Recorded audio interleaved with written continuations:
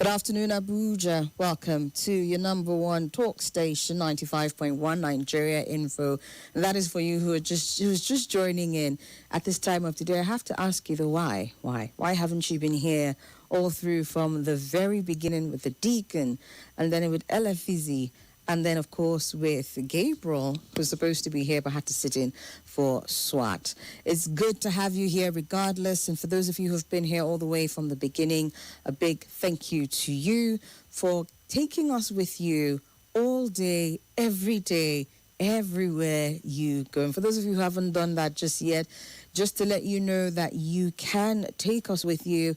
Download the app, the Nigeria Info app. It's on Play Store and it's on iStore so that you can listen in anytime, okay? Perhaps it's a case of the radio you have is not working or you're not in your car. You can take us with you just by downloading the app and ensuring that you're part of the conversation. You can also listen to us live via www.nigeriainfo.fm/Abuja. You have to put the / in Abuja so that you're listening to the Abuja station specifically. And for today's show, we are also streaming. Yes, you can go to Facebook or YouTube at Nigeria Info Abuja to join us on the conversations that we are having today. It's Wednesday, it's the midweek special, but it is special today not because of our guests who can't be in the studio with us, unfortunately, but because you are here with us all the way regardless. So it's still the midweek special. It's just you and I on the show today. And speaking of you and I am Somi, that's Somi, short for Apenos Somi. And in some quarters, I have been referred to as the Anemuye Kombakara one of Nigeria Info. Great to get on the conversations with you, starting with the big three, which we're doing today, and then all the way till 7 p.m. when we give you an entire hour to just let you vent and let us know what is on your mind. Today's Wednesday, so in between, we are going to be having a conversation on the woman. That's around 5 o'clock hour.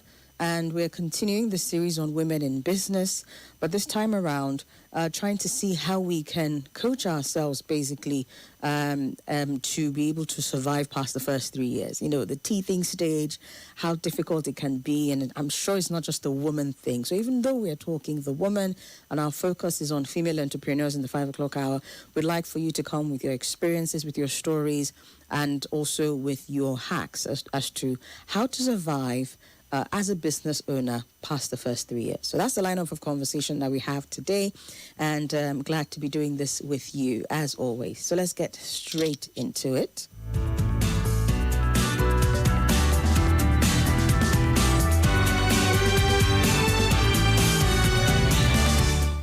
All right.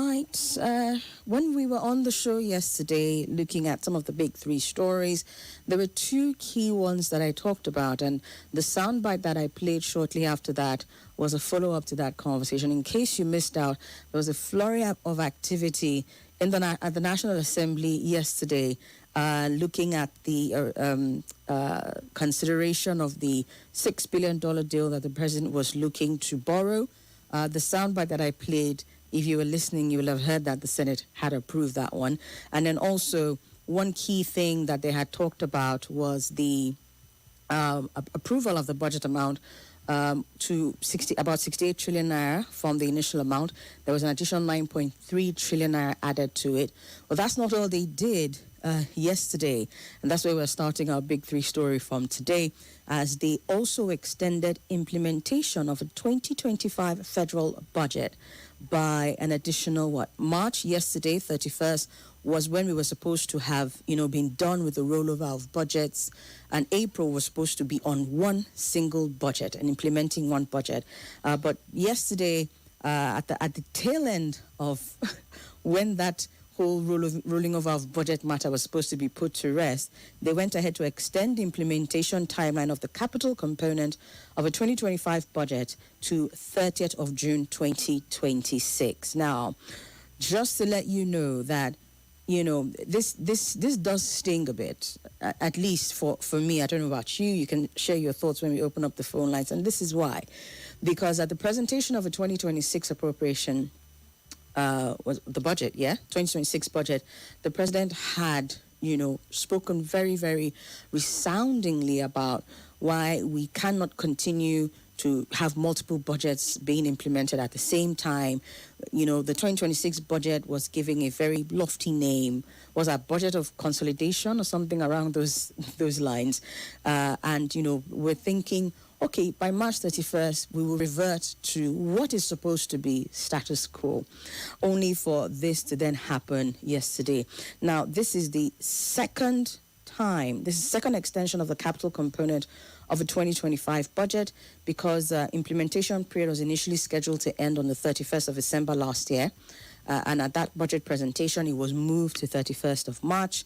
Now we are having it extended again all the way up until June. Now, I say it's the second time, but when you think about it really, when you consider the fact that this 2026, it's all very... It almost sounds complicated the way they put it, because it's a case of, 30% of the capital component of a 2025 budget was already being, implemented, and it's the remaining 70% that they are rolling over. So when you think about it in a way, some would say this is one time too many, right? What are the concerns, you would ask?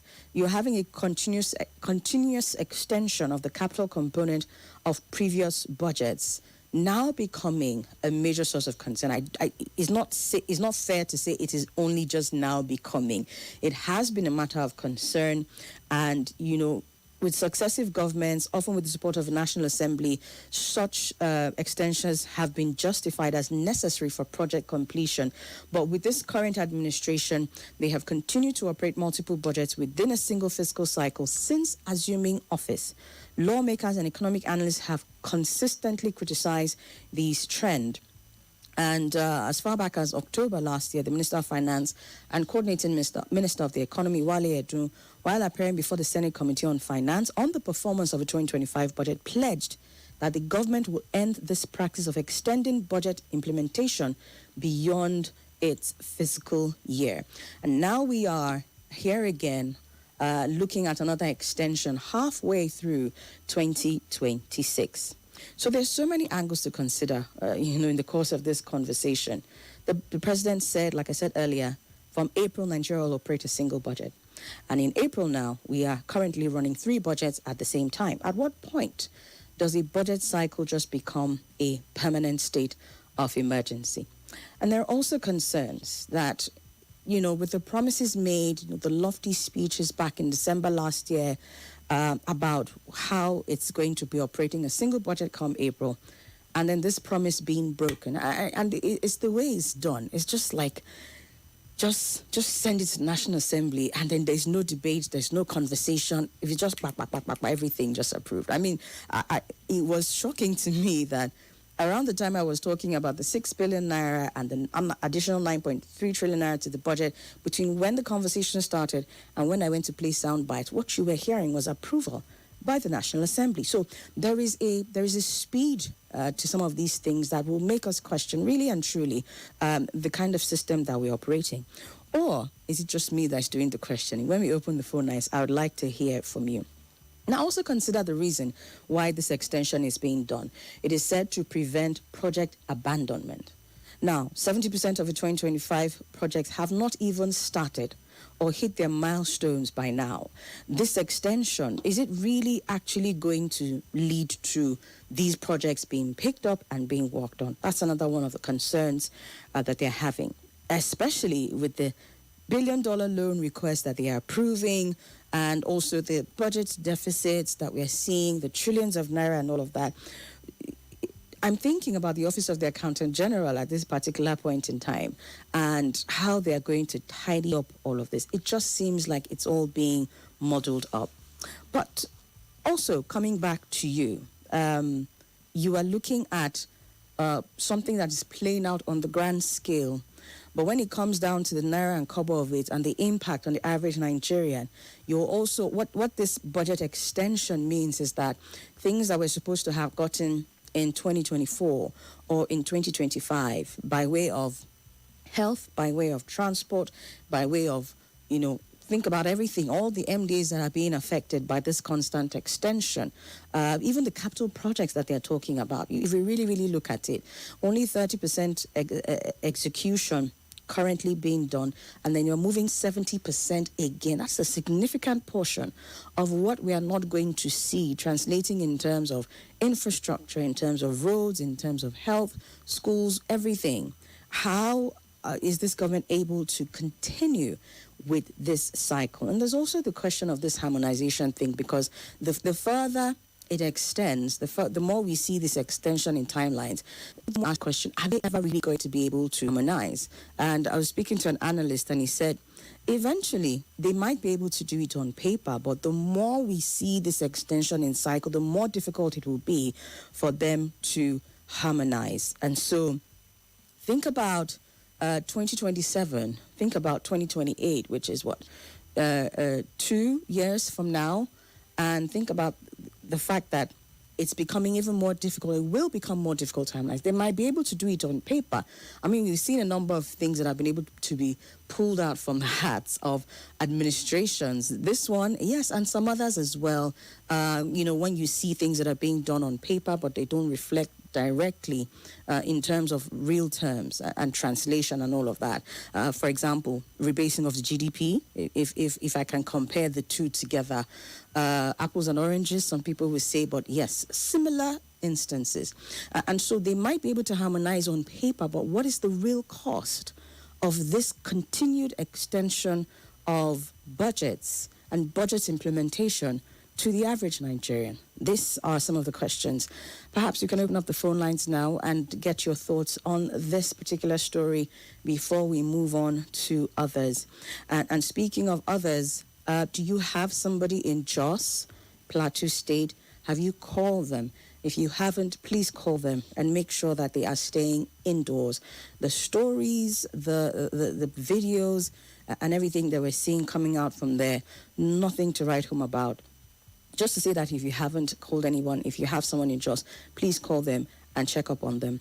But we'll get to that story very shortly. But we've started with this one about another extension of the 2025 federal budget and the implications of the failed promises, which at this point we can say that they are failed promises.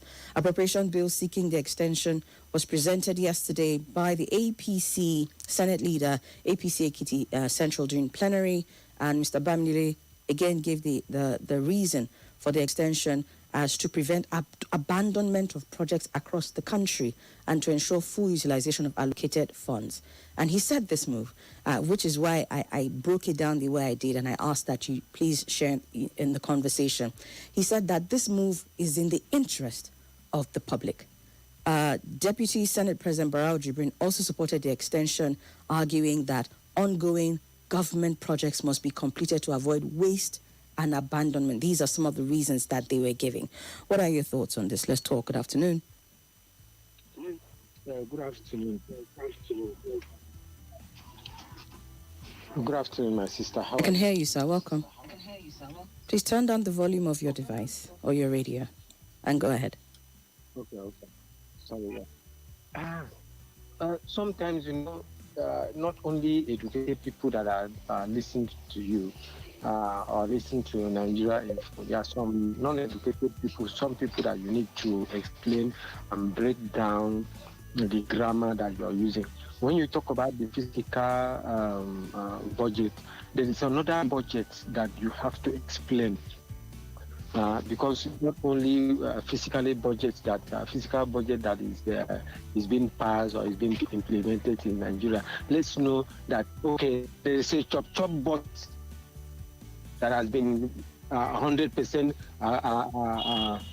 full implementation, and there is a working budget that's supposed to work for Nigeria that is just 30%, and you are now extending it from March to June. So if you have 360 days and you cannot complete a budget, is it 90 days that you'll be able to complete 70% of the budget?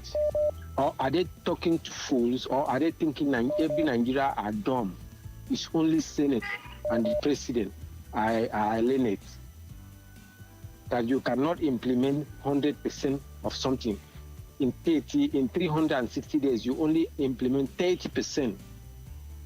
For all other budget that has to do with their pocket, the president fleet, the president kitchen, the president garden, the president flight, the president health has been implemented.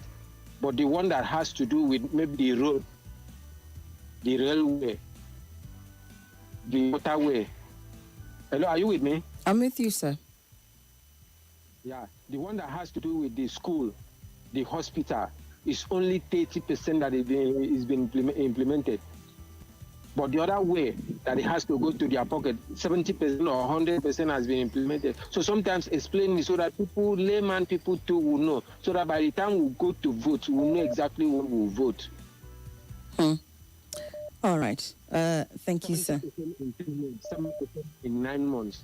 On 8, is it even 9 months? Please correct me. Is it even 9 months? From this is March. This is 1st April. Okay, 1st April to 1st June. That is 90 days, right? March to June. Sorry, 30 days. Yes. Okay, 30. Okay. So please imagine using 90 days for 70% of capital projects. Okay. How? All right. How would that happen? How indeed is the question. Thank you so much. Yeah. Or just please 1 minute. Or just an excuse to borrow money and share for the election. Did you see what happened in Eagle Square? The fleet of buses, new brand buses, I count them, 37 new brand buses. Not the one that was painted president picture. The one without president picture was 30 something too. I think 32 or 31 or 32. I counted them, all new brand. All right, sir. For campaign. Okay. Not for electricity, not for water board. All right, so sir. You have a long way to go. Thank you. Thank you. We need to take some other calls. But thank you for your thoughts. I mean, the how is very important. I remember when the extension was done from 31st of December last year to March, it was also a question that I asked, and I said, how feasible is it? A lot of analysts, experts also had that question. How practical is it? How possible is it for them to be able to execute and then harmonize by the first, because that's what it is, the end of the first quarter of this year.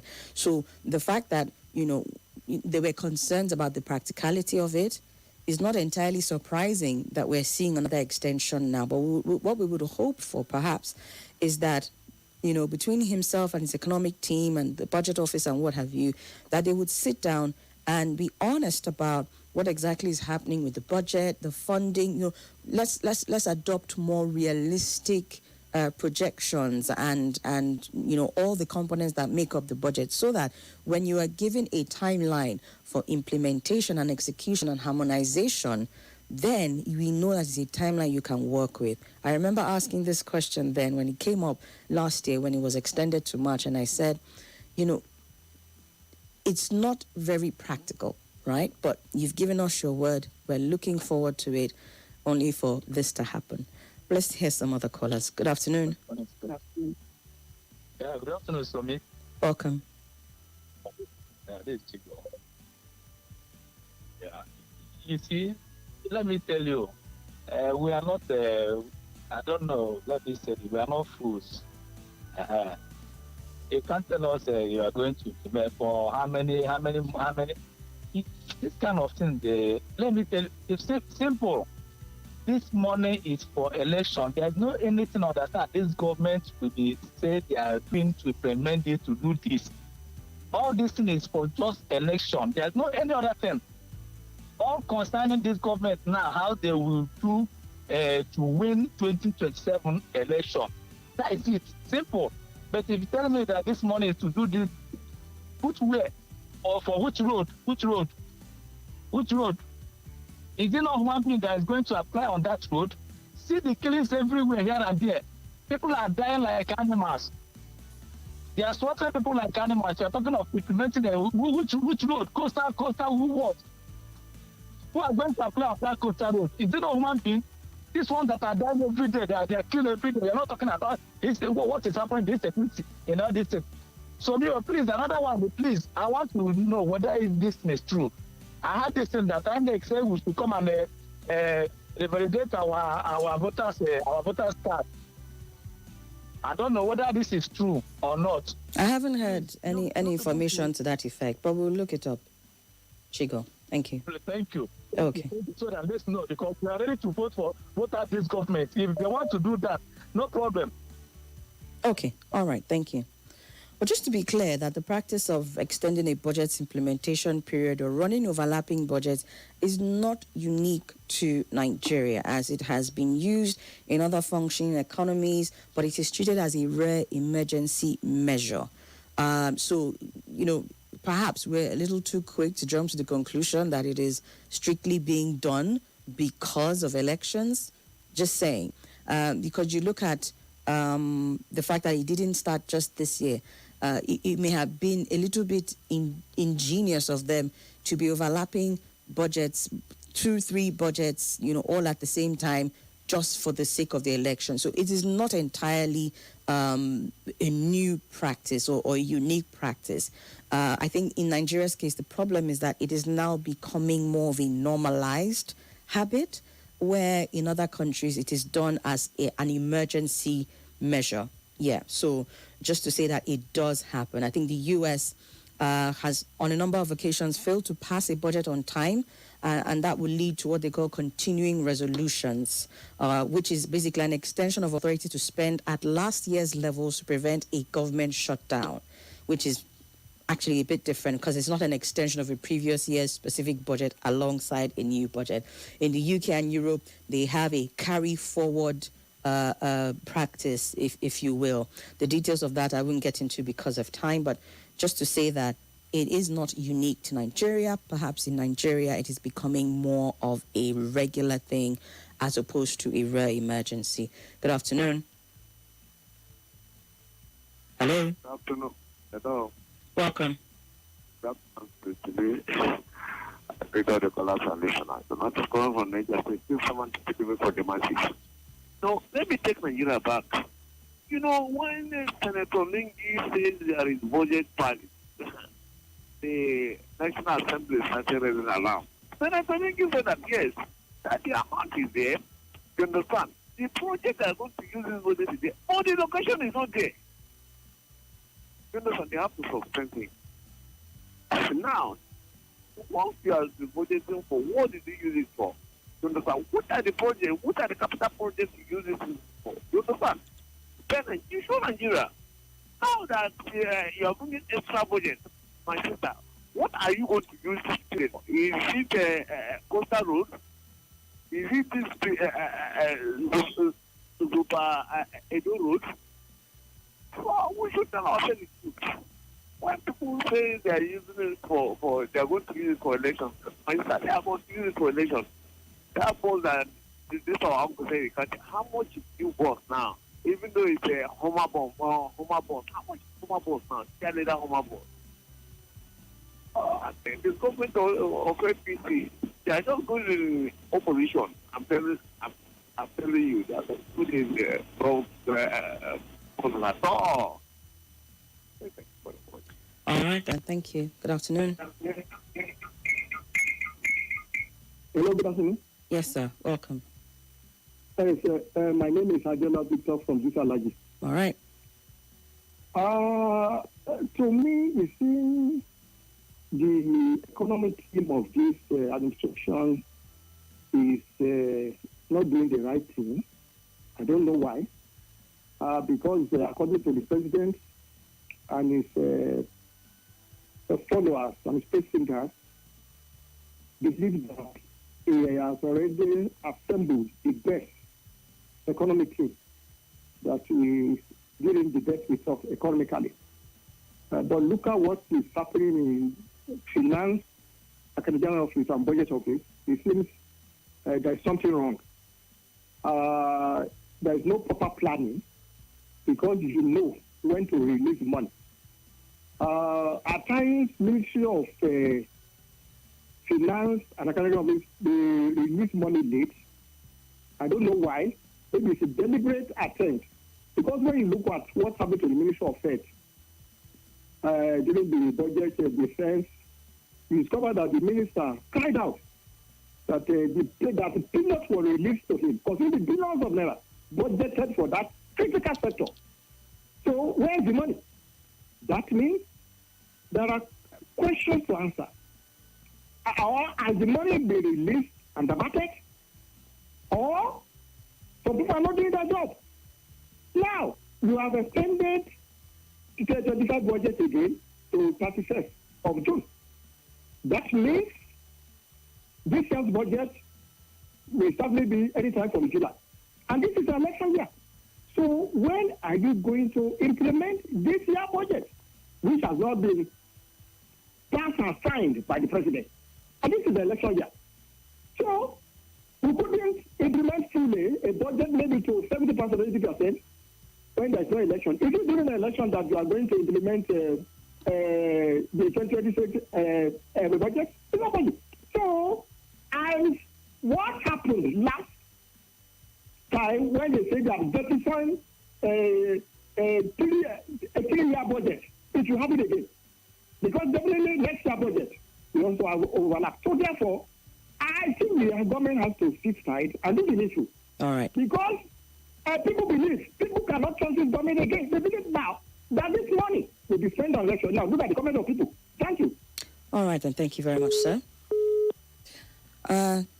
There are people who actually still believe that, the government is right on track. Just to say that, a few thoughts here do not represent the entirety of the Nigerian people, because there are people who are firmly behind this. And interestingly, the National Assembly, I think, has a role to play in this as well, because I remember, I think as at February, they had said that they were not going to tolerate another extension. That statement was put out in February, and then here we are again in April. So while we are critiquing the ability of the government and its economic team to plan and implement and all of that, we should also be looking at the legislature, who are saying, why are we not questioning these things? Why is it going straight to approval? How did we get here, basically? I think that's another angle that we want to look at this from. But let's take one more call and then we'll go to the next story. Good afternoon. Yeah, good afternoon. My name is David. I'm calling you from Nile University, from Base University now. Welcome. Thank you. Nigeria is full of stories every day. I'm not seeing the possibility of them getting this done. Just like the third caller that they called before the two last one. He was asking that how is it possible that they couldn't get it in 300 and some days, but now in less than 200, in less than how many days can they succeed? I don't think so. It is not possible. All this money that they are going to pass now is just for their pocket, and all of it, they will use it during the campaigns. Hello? Yes, I'm with you. Please, ma, so sorry, I want to dive into something. My heart is bleeding. I'm from Plateau State, and what I'm seeing today in Plateau State, attacks going on even today like this, just hours ago. My heart is bleeding. See what is happening. Religion is becoming something in this country, and we are killing ourselves, human beings first, for God's sake, before any religion. I'm seriously down.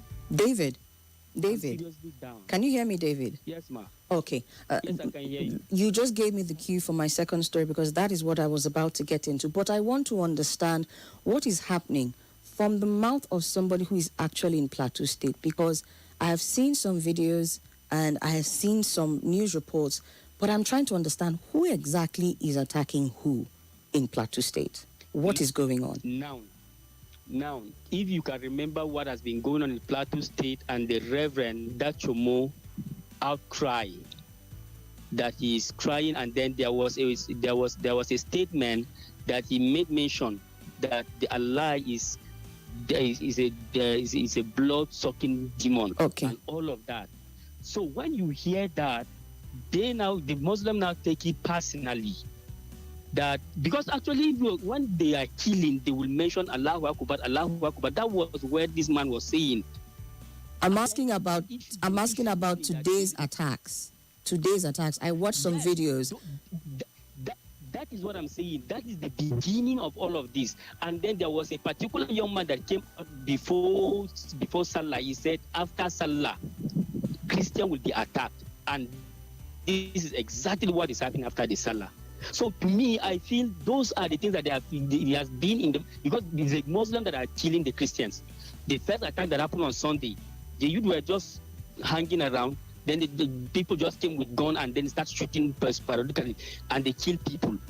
And yeah, but you said people, David. You said people because the JNI, the Islamic group or the Muslim group in Jos, also said that on Sunday's attack, Muslims were killed as well.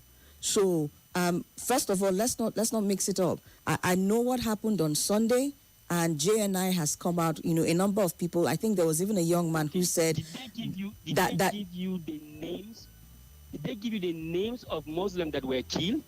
Because we know that the members that were numbered, the names of our people who were killed, we have it. So I think they gave you the names, fine. But today on, they went to attack a church. Then the first men reprisal it, and they run out, and they now see this young man on the road. They started beating him and they killed immediately. Okay. I'll send you some of the videos. If you have another one, then you compare with this. Okay. All right. Please. I thank you for sharing. Thank you. Thank you for sharing. I wanted to hear from an eyewitness because I saw some of the videos and I couldn't. I kept asking, is this today? Is this what's happening in Jos? I made some calls as well. I spoke to a few people who said, they're indoors. The situation is not anything to write home about, tensions and all of that. But thank you for sharing. I don't know if it's safe to say that Datromo's comment was the beginning of this, because what we are seeing is basically a replay of as far back as 2001. It seems like we have gone back 25 years in time. That's what it's looking like now. But let's hear from some of the news reports. ICIR had people on ground in different parts of Jos North local government area, and everything that we're seeing in the news. One thing that is clear is that all of these attacks started after the relaxation of the curfew imposed by the state government. So 48 hours was the curfew imposed after Sunday's attacks, and then they relaxed it to say, okay, there should be movement. They relaxed the curfew to some extent to say, okay, I think the movement is between 7 a.m. till, I'll confirm the exact time, but they gave a time to say, okay, this is when people can move around. And immediately the curfew was relaxed. Different reports are coming out. Some news reports have it that a mob took to the streets and started complaining. Remember, there was also a mob on Sunday. Some youths who said, okay, because the attackers came in on, Okada motorcycles, they took to the streets immediately and they started attacking people on motorcycles. That did happen on Sunday.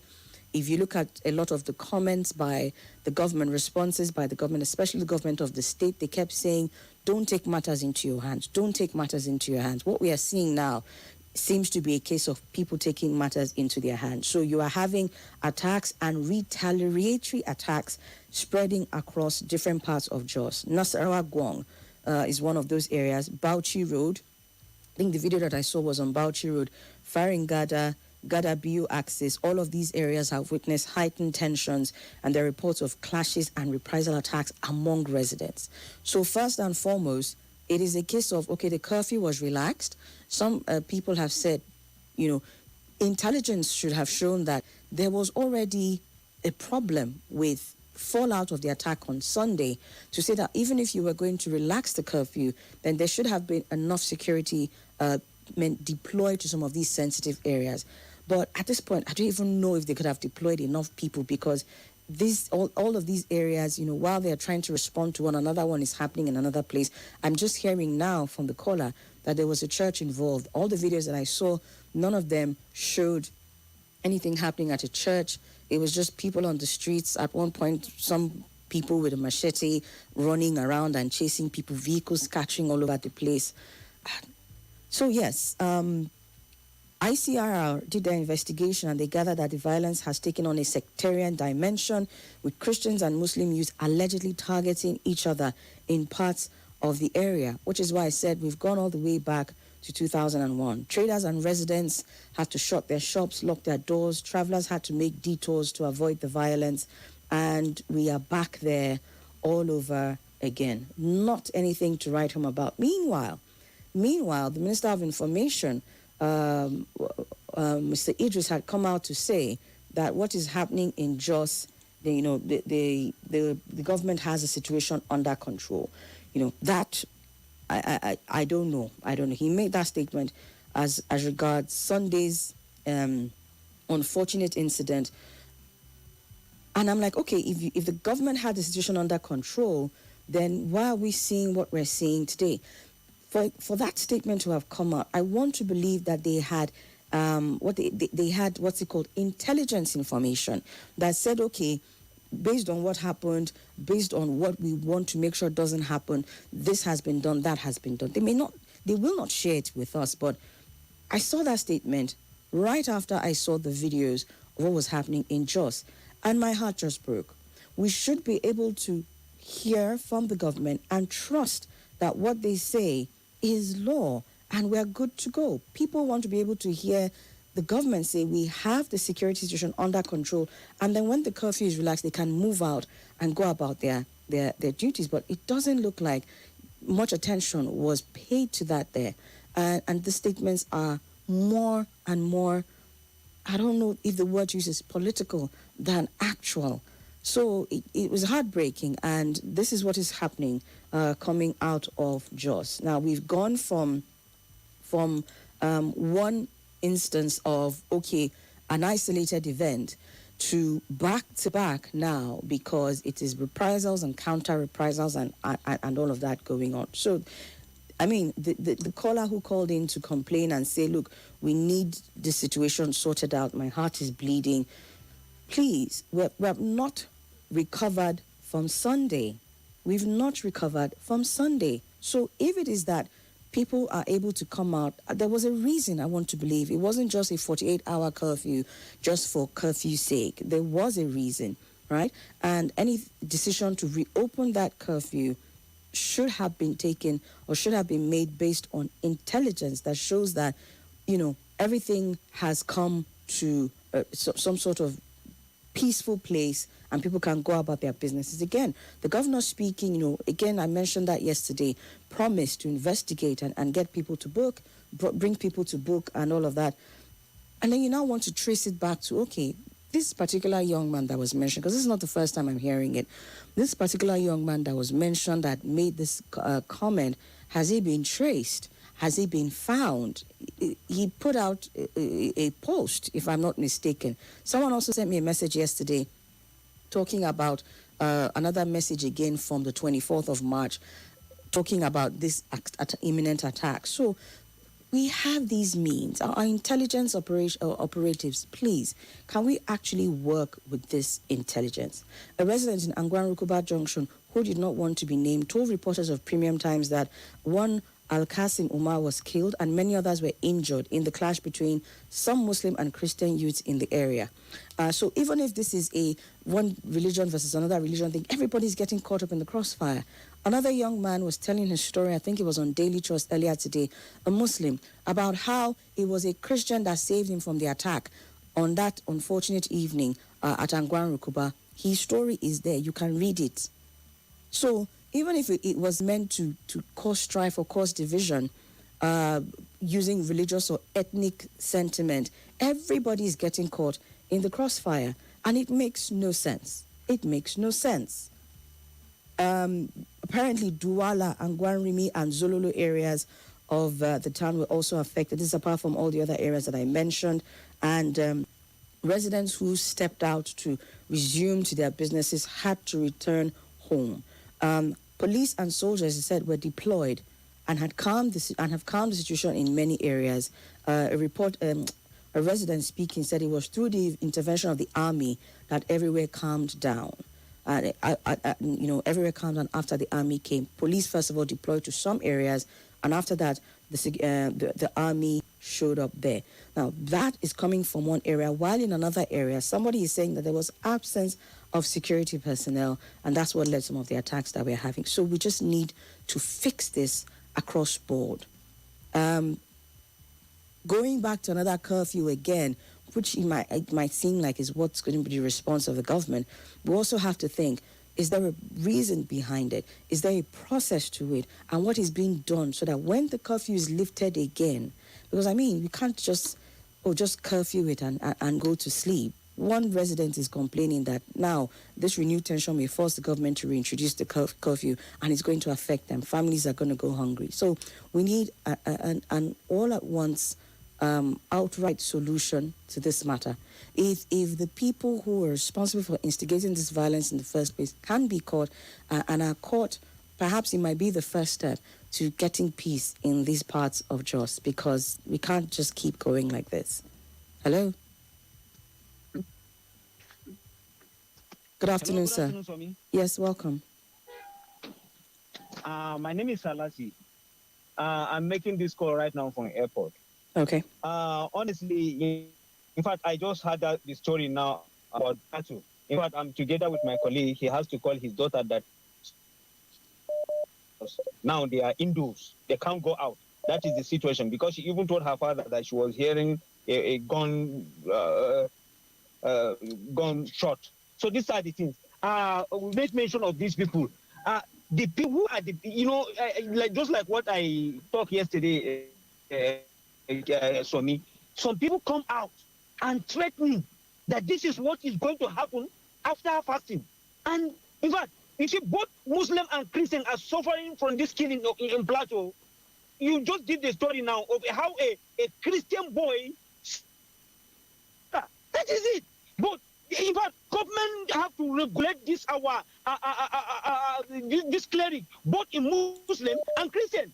You hear some people, instead of them preaching peace and unity, they will be, on the pulpit, instigating people against themselves. When we grew up, when we were small, in Sima house, in Mustafa house, Sima house, in Abdullahi house, and we share the same thing together. In Salah we celebrate, in Christmas we celebrate. But once our clergymen join politics, begin to enjoy politics, they begin to instigate all these crises. You can imagine what people are going now. If they declare coffee now, there are some people until they go out before they will be able to eat.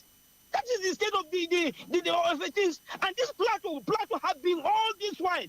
Plateau, Niger, Benue, Kebbi, Zamfara, and other parts of the country. And now we have to be using, government have to use the intelligence in order to see how they will stop this thing. It's getting out of hand. Now they are busy talking about who they come to which political party. Is it not the living that will vote for the people in power? Is it there that will vote there? So government must protect the life of their citizens. They should go and make sure that they deal with these people. These people need to be arrested, should be arrested. And the public need to know that these people they have arrested them, so that we'll know, so that they will become in our own country. Thank you so much, Somi. All right, thank you very much. Thank you. Let's take one more call before we go for the news. Good afternoon. My lovely sister, Somi. I greet you very well. My brother Sarasi, I you. Yeah. This is the language. My sister Somi. This is what you see. Honestly speaking, the killing is going on almost every state in Nigeria, and it's not even in front of our newspaper. The government is not even saying anything. There are many killings going on. They are not even talking about it. You see, Angwarukuba is a place I know very well, honestly speaking. It's not a bush, and I call some of people there. They said that when those people came and attacked, the youth troop out to defend themselves, to pursue those people. They say when the security people arrive, they are now, guiding those people to escape. That they are now pursuing the youth, not to retaliate, not to attack them. And I think it's part of this thing now that led to all this kind of thing happen now. I no go agree, I no go agree. You understand me? And government is there. Look at the governor when there with the Amotang. Can you imagine in your own state that you govern?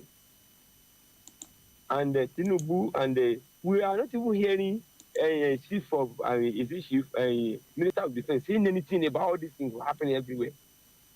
And the last time they say yes, he will deliver, he will deliver. I never see anything that he deliver. Me, I never see anything at all. People are dying every day. Go to Zamfara. Yesterday they said they attacked yesterday in Zamfara. Everywhere they are kidnapping people. They kidnap youth copper here. Abba, that man suffer. And then NYSC chairman, the minister of whatever, they cannot even come out to say something to rescue this guy. His family pay money. They pay money until they begin to raise prayer.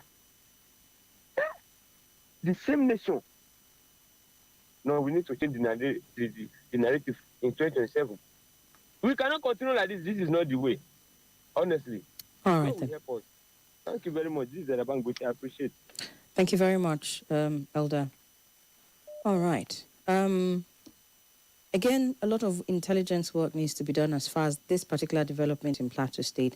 We need to identify who these corporates are. We cannot start touting the word unknown gunmen around. And just like when we addressed this conversation, first of all, with Fortune, I think that was on Monday, the word bandits was used. Now we're back to this where we don't even know who is who. What would results in Plateau State look like at this point? The Senate and the President have demanded results. What would it look like? What is it that can be done in Plateau State right now that will resolve this issue? Especially as we are seeing the cycle of retaliation all over again in that state.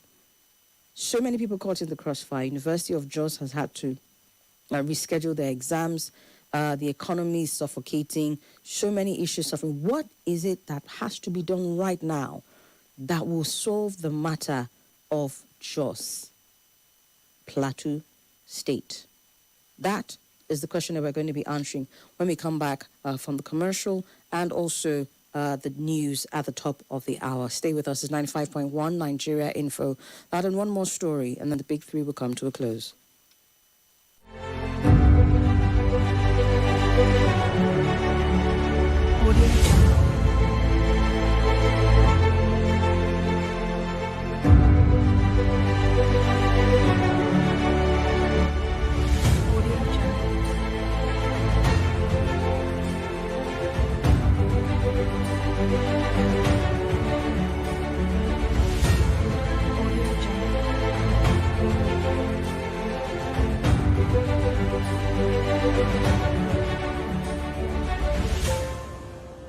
Audio